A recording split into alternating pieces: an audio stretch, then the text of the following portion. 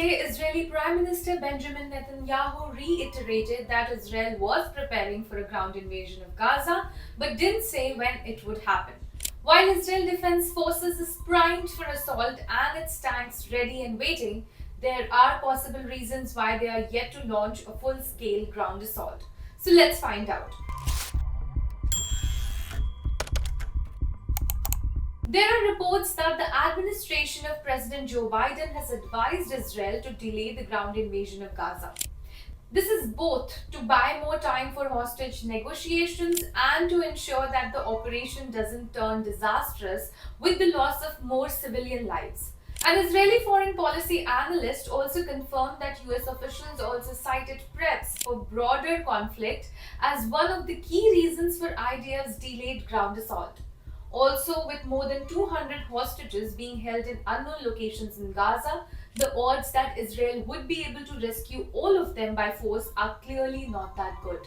Now, given that 4 hostages have been released by Hamas after mediation by Qatar, it has set a first principle of the possibility of more such releases against some unknown trade-offs from the Israeli side. There is fresh speculation that a delay in the ground offensive could be a part of a calculated attempt to try to bargain.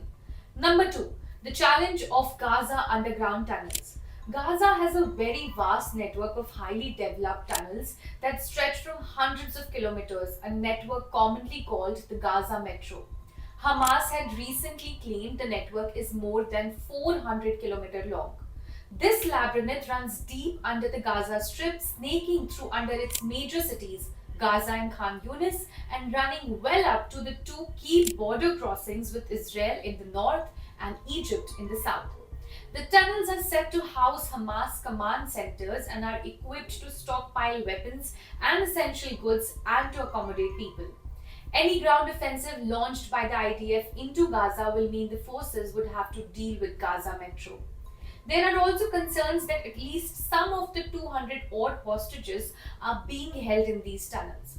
Earlier, Israel attempted to bomb the tunnels in 2014, 2017 and 2021 but has not had much success.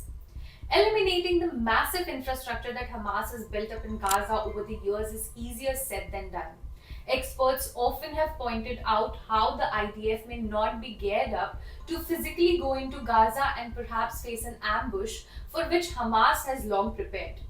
While some IDF units, such as their special forces units, are extremely capable, the infantry units and the armored units are mostly reservists. 360,000 reservists that Israel has called up are people who did 2.5 years compulsory military services in the IDF. The other concern for both Israel and the US would be the prospect of an extended, bruising military conflict in Gaza. That would force the IDF to commit the bulk of its reservists in that battle zone. If Hezbollah, the Iran-backed Shia militia based in southern Lebanon, were to open a front to Israel's north at the same time, the IDF could face problems allocating resources. Hezbollah is a far more potent fighting force than Hamas and has access to more sophisticated weapons and longer range missiles. Meanwhile, Iran has issued a warning that it could get into the conflict if the situation in Gaza were to worsen.